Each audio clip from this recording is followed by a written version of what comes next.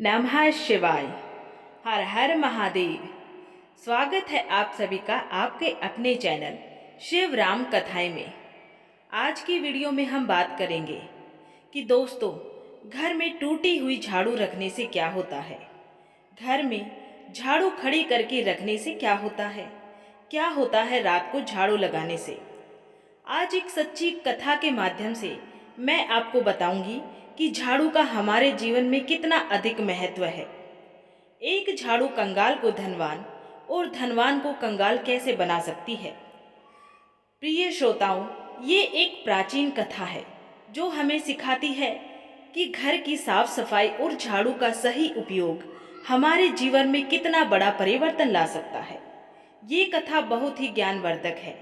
इस कथा में बहुत से मंत्रों के विषय में भी बताया गया है जो आपको झाड़ू लगाते समय रोज बोलने चाहिए, जिससे आपके घर की सारी बुरी शक्तियां नष्ट होती है। तो चलिए आपको वो कथा मैं सुनाती हूँ। प्रिय श्रोताओं, एक समय की बात है। एक संत महात्मा अपने प्रवचन में झाड़ू का महत्व समझा रहे थे। भक्तों को बता रहे थे कि झाड़ू लगाते समय ये मंत्र बोला करो, ओम रौद्र के गिरि के नमः। इस मंत्र का अर्थ है, हे दुर्गा स्वरूपिणी देवी, आपके गिरि नामक स्वरूप को प्रणाम है। इस मंत्र के उच्चारण से घर की नकारात्मक ऊर्जा नष्ट होती है। सभी श्रद्धालु जन मंत्र ध्यान से सुन रहे थे। तभी एक जिज्ञासु महिला ने हाथ जोड़ के पूछा, हे बाबा, झाड़ू और लक्ष्मी माता के बीच क्या संबंध है जो सफाई रखने से दरिद्रता दूर होती है। महात्मा जी मुस्कुराए और बोले, बेटी, तुम्हारे प्रश्न का उत्तर एक कथा से मिलेगा।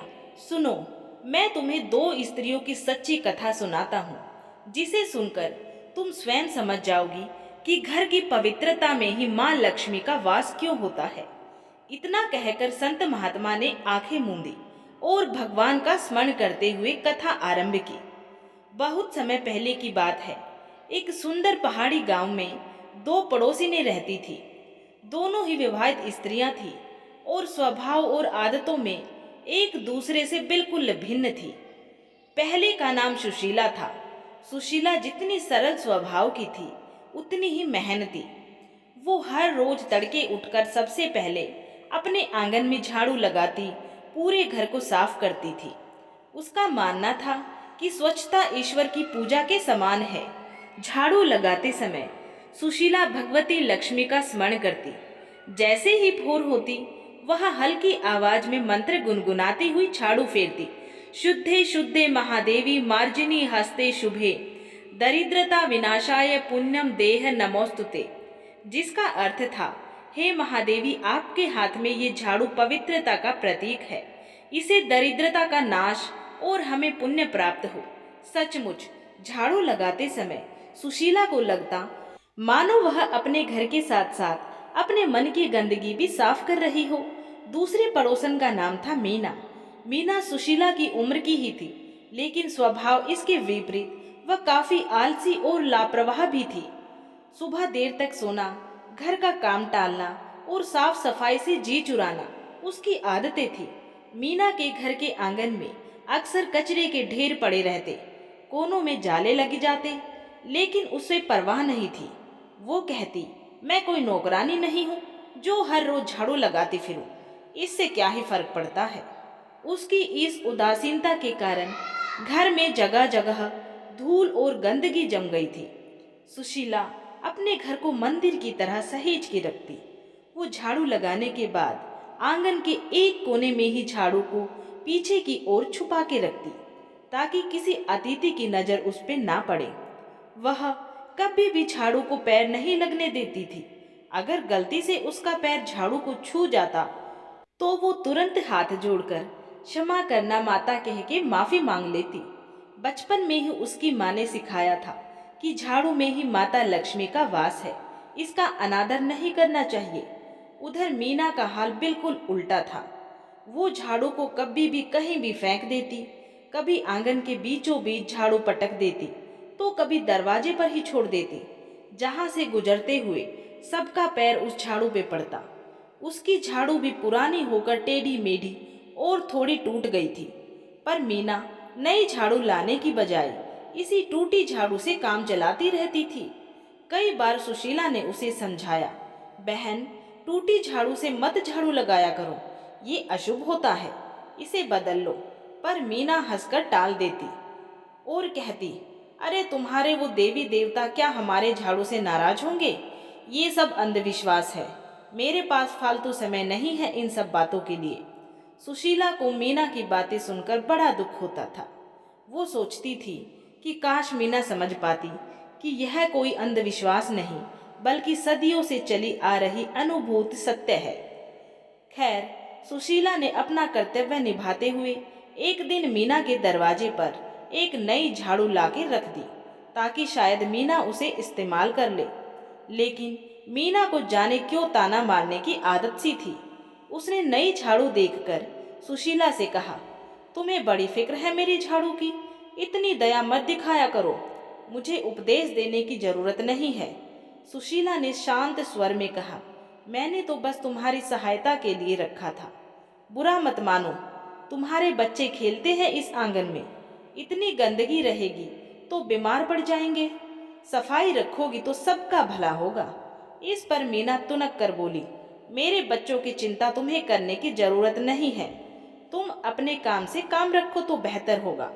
सुशीला चुप हो गई। उसने नई झाड़ू वहीं छोड़ दी और मन ही मन ईश्वर से प्रार्थना की कि एक दिन मीना को सच का एहसास हो जाए। समय यूं ही बीतता रहा। सुशीला अपने नियम पर अड़िग रही। रोज सुबह स्नान के बाद पूरे मन से घर बुहारती, पोछा लगाती, गोबर से आंगन लीपती और तुलसी पर जल चढ़ाकर दीपक जलाती थी। उसके घर में हमेशा एक पवित्र वातावरण बना रहता था। कम साधन होते हुए भी उसका घर सुकून भरा था और परिवार में प्रेम था। मीना के घर में दिन प्रतिदिन अव्यवस्था बढ़ती गई। उसने कभी समय निकालकर ठीक से सफाई न की। कचरा एक कोने से दूसरे कोने बस सरकाती रहती थी, पर बाहर नहीं फेंकती थी। आलम ये हो गया था कि कभी कभी घर में अजीब सी दुर्गंध आने लगती थी।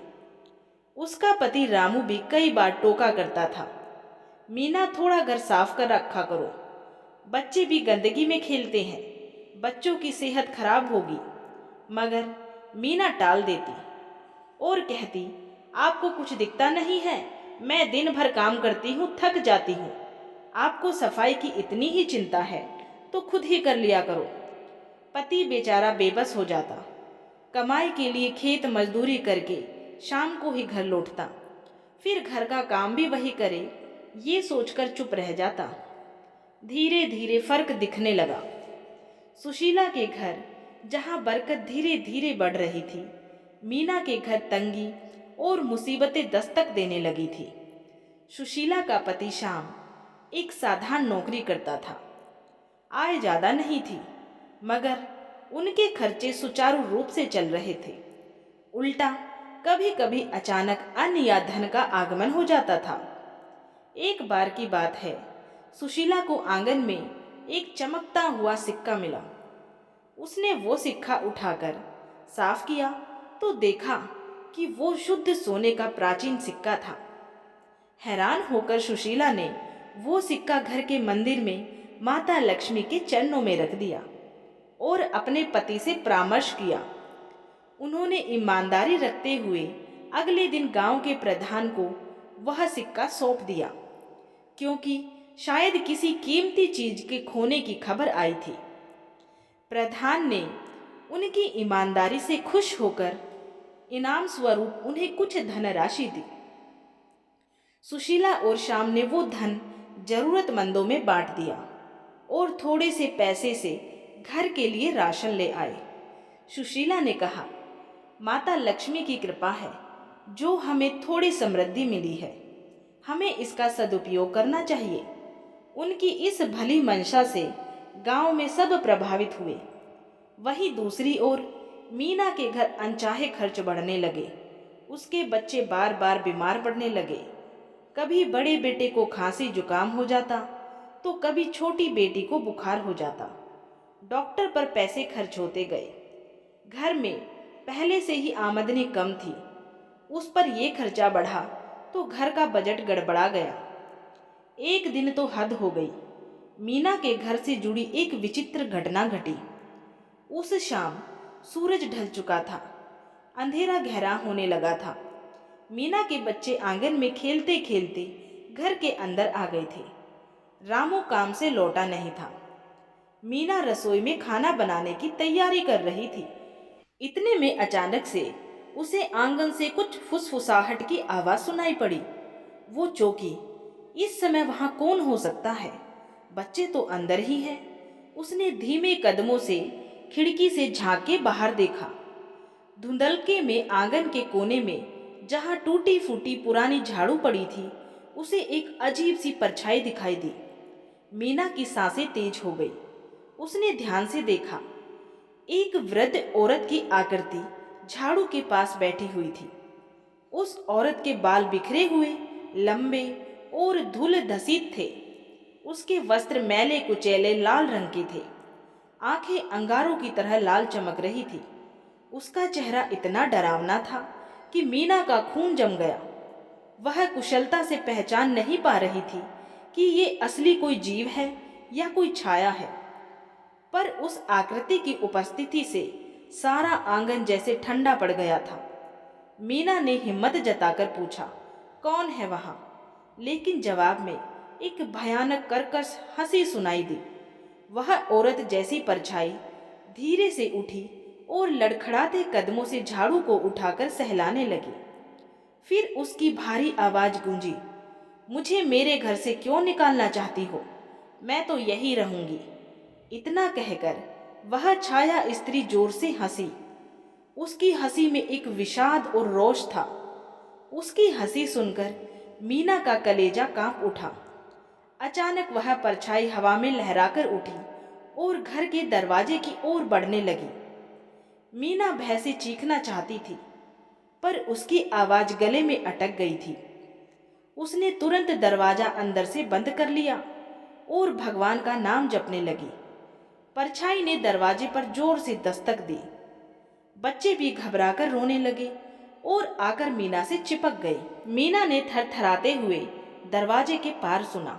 वह स्त्री बड़बड़ा रही थी, मुझे मत रोको, इस घर में मेरा अधिकार है। कुछ मिनट बीते, फिर सब शांत हो गया। ना दस्तक, ना आवाज। अंदर सहमी हुई मीना दीवार से लगी खड़ी थी। बच्चे उसके आंचल में छुपे खड़े थे।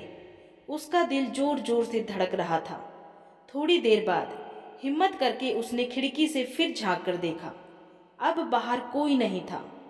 सिर्फ उस कोने में पड़ी हुई झाड़ू दिखाई दे रही थी। लेकिन वो टूटी झाड़ू भी अब सीधी खड़ी थी, मानो किसी ने उसे आंगन के बीचों बीच खड़ा कर दिया हो। ये देखकर मीना की घीघी बंध गई। भय और भ्रम से उसकी आंखों में आंसू भर आए। उसे समझ नहीं आया कि ये कोई प्रेत था या उसकी आंखों का धोखा।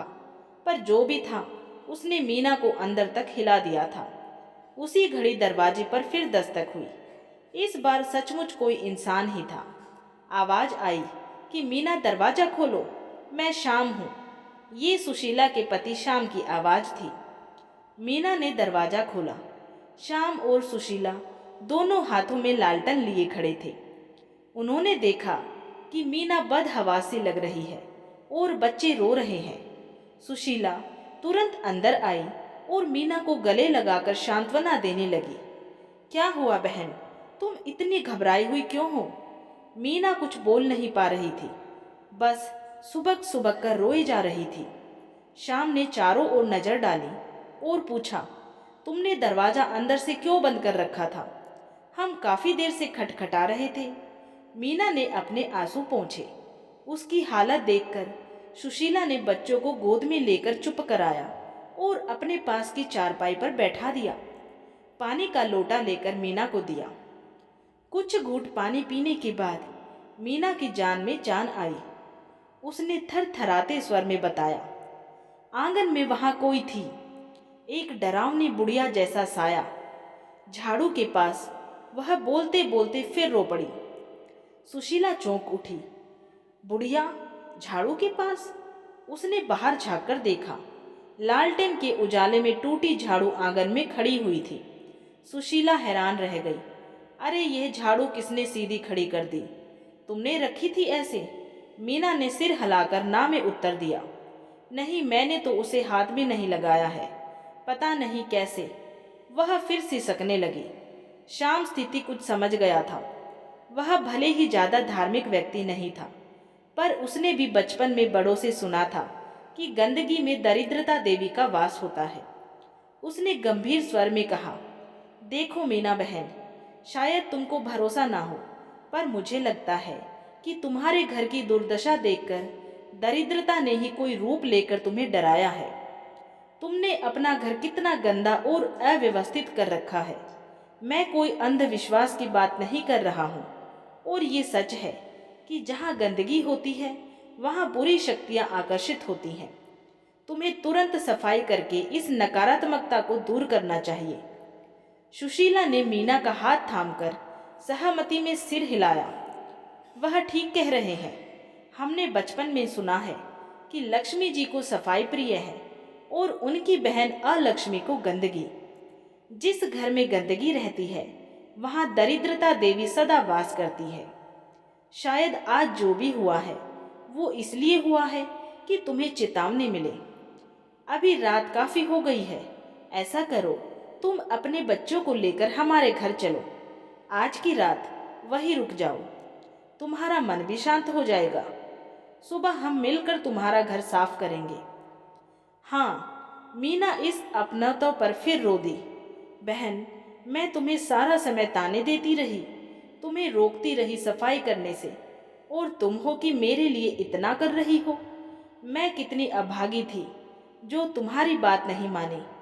सुशीला ने उसके आंसू पोंछे। पिछली बातों को भूल जाओ। ईश्वर ने चाहा तो सब ठीक हो जाएगा। अभी चलो हमारे घर। उस रात मीना अपने दोनों बच्चों को लेकर सुशीला के घर सोने चली गई। सुशीला ने प्रेम पूर्वक उनके खाने पीने का प्रबंध किया। मीना मन ही मन लज्जित थी और कृतज्ञ थी। उसने अनुभव किया कि सुशीला के घर का वातावरण कितना शांत और सुखद है, मन को सुकून देने वाला।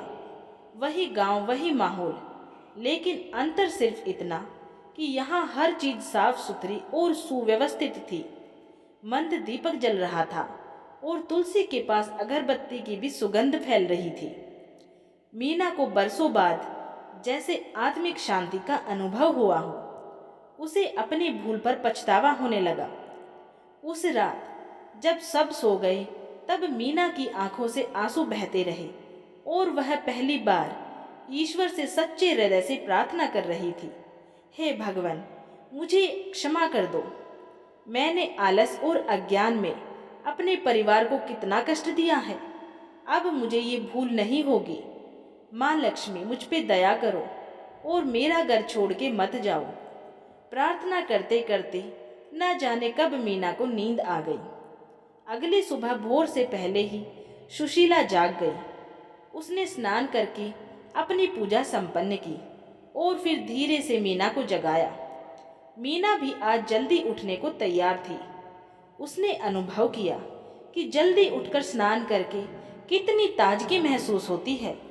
दोनों स्त्रियां मिलकर सबसे पहले मीना के घर की सफाई करने में जुट गई। सुशीला ने एक पल भी ये एहसास नहीं होने दिया कि वो पराई गृहस्थी की सफाई कर रही है। वह पूरे प्रेम से ऐसे सफाई करवा रही थी मानो अपना ही घर हो।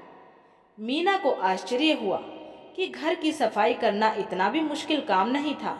कुछ ही देर में ढेरों कचरा इकट्ठा हो गया था, जिसे अब तक वो नजरअंदाज करती आई थी। सुशीला ने झाड़ू उठाते समय मुस्कुराकर मीना को याद दिलाया कि बहन, पहले झाड़ू का आदर से पूजन कर लेते हैं। सुशीला ने एक थाली में थोड़ी हल्दी, कुमकुम और फूल लाकर झाड़ू पर लगाए और दिया दिखाकर प्रणाम किया। उसने धीमे स्वर में मंत्र बोला, पिपासामला ज्येष्ठा माँ लक्ष्मी नास्म्यहम अभूति समृद्धिम च सर्वम निर्णुद में ग्रहात। इसका अर्थ उसने मीना को समझाया। हम प्रार्थना करते हैं कि दरिद्रता रूपी ज्येष्ठा अलक्ष्मी का हमारे घर में नाश हो और सब अशुभ दूर हो जाए।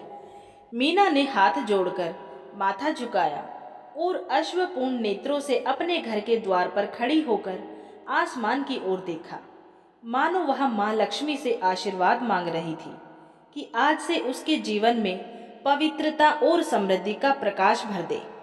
फिर सुशीला और मीना ने मिलकर घर के कोने कोने में झाड़ू लगाया। झाड़ू चलाते समय उड़ती धूल में मीना को अजीब संतोष महसूस हुआ, मानो वर्षों से रुकी हुई रुकावटें आज हटती जा रही हैं। उन्होंने सारा कचरा बाहर इकट्ठा करके फेंक दिया, घर के जाले उतारे, बर्तन साफ किए, फर्श पानी से धोया।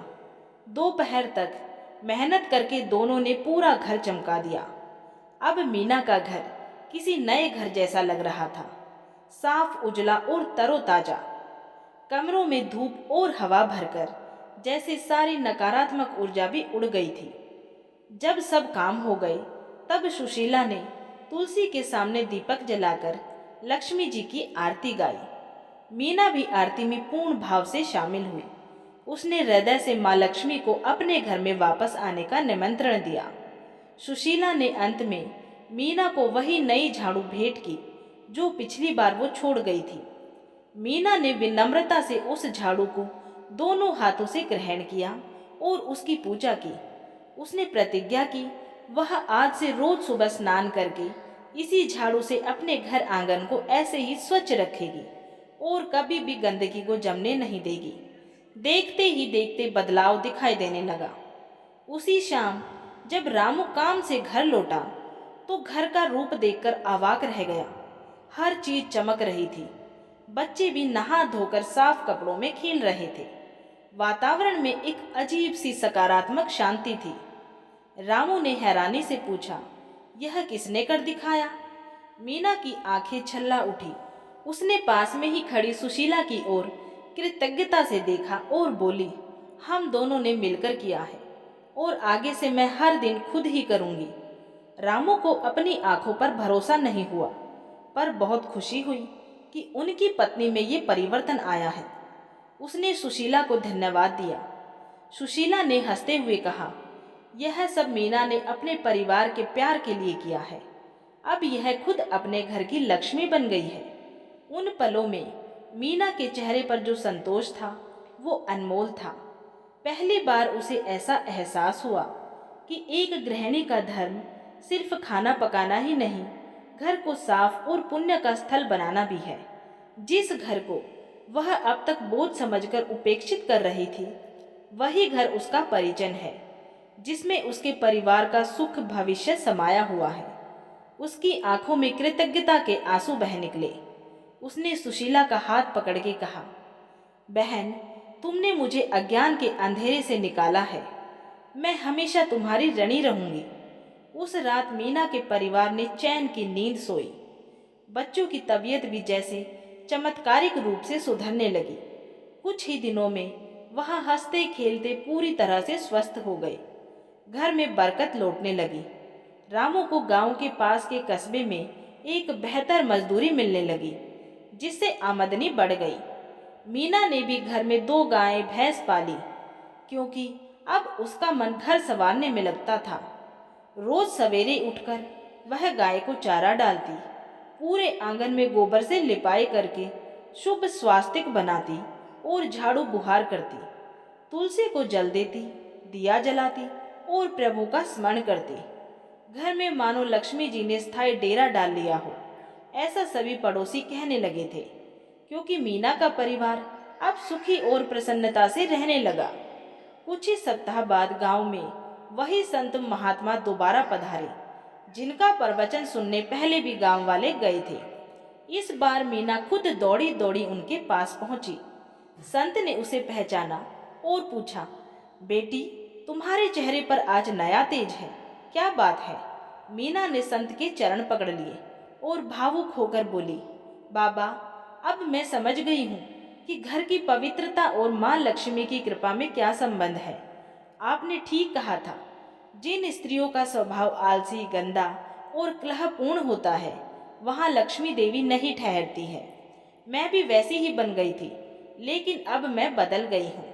मैंने अपना घर मंदिर जैसा बना लिया है और अब हमारे कष्ट दूर हो रहे हैं। संत ने प्रसन्न होकर आशीर्वाद दिया। सदा सुखी रहो पुत्री। याद रखो, जो स्त्री क्षमाशील है, सच्चरित्र है, घर को स्वच्छ रखती है और परिवार में प्रेम बांधकर रखती है, वह सच में घर की लक्ष्मी स्वरूपा होती है। ईश्वर ने तुम्हें सद्बुद्धि दी, इसके लिए भगवान का धन्यवाद करो। उसने सुशीला को पास खड़े पाया और उसका हाथ पकड़कर संत से कहा, मेरे लिए यह मेरी बड़ी बहन के समान है। अगर इसने मेरे अंदर भरोसा ना जगाया होता और हाथ ना थामा होता तो शायद मैं कभी ना संभल पाती। सुशीला संकोच से बोली, मैंने कुछ नहीं किया बाबा, सब माँ लक्ष्मी की कृपा और आपकी कथा का ही असर है। तुम दोनों वास्तव में प्रशंसा के पात्र हो। एक ने धैर्य और सद्भाव नहीं छोड़ा और दूसरी ने अहंकार त्याग कर सच्चे हृदय से सुधार का मार्ग अपनाया है। यही जीवन का सार है। कई बार लोग अज्ञानतावश छोटी छोटी बातों पर ध्यान नहीं देते। उदाहरण के लिए झाड़ू को गलत जगह रखना या सूर्यास्त के बाद झाड़ू लगाने से भी अशुभ परिणाम हो सकते हैं। कहते हैं कि शाम के समय घर में झाड़ू लगाने से लक्ष्मी देवी नाराज होकर घर से बाहर चली जाती हैं। इसीलिए झाड़ू को हमेशा आदर के साथ घर के ऐसे कोने में रखना चाहिए जहां उस पर सीधी नजर ना पड़े और कभी पैर ना लगे। झाड़ू भूमि पर लेटाकर रखें और समय समय पर पुरानी या टूटी झाड़ू को बदलते रहे। झाड़ू लगाते समय यदि मन में मंत्रों का स्मरण किया जाए तो घर से दरिद्रता और कलह दूर रहते हैं। जिस घर की स्त्री गृह कार्य से पलायन करे और कलह करे, उस घर को दरिद्रता घेर लेती है। और जो स्त्री घर को स्वच्छ रखे, सेवा भाव रखे और श्रम से ना हिचके, वह स्वयं लक्ष्मी का रूप बन जाती है। इसलिए स्वच्छता अपनाओ, आलस्य त्यागो और माँ लक्ष्मी की कृपा पाओ। दोस्तों, उम्मीद है आपको ये कहानी पसंद आई होगी। इस कहानी से हमें शिक्षा मिलती है कि घर की स्वच्छता केवल बाहरी सफाई नहीं, बल्कि आंतरिक सुख शांति का भी आधार है। माँ लक्ष्मी की कृपा पाने के लिए हमें अपने घर और मन दोनों को स्वच्छ रखना चाहिए। अगर आपको ये कथा सुनकर अच्छा लगा हो तो कृपया इसे लाइक करें। अपने विचार नीचे कमेंट में जरूर लिखें। ज़्यादा से ज़्यादा लोगों को शेयर करें और ऐसी ही धार्मिक कथाएं सुनने के लिए हमारे चैनल को सब्सक्राइब करना बिल्कुल भी न भूलें। आपके सहयोग से ही ऐसी प्रेरक कहानी मैं आप तक पहुंचाती रहूंगी। इस कहानी को पूरा सुनने वालों पे और माता लक्ष्मी की इस वीडियो को लाइक करने वालों पे माता लक्ष्मी अपना आशीर्वाद सदा सर्वदा बनाए रखे। जय माँ लक्ष्मी।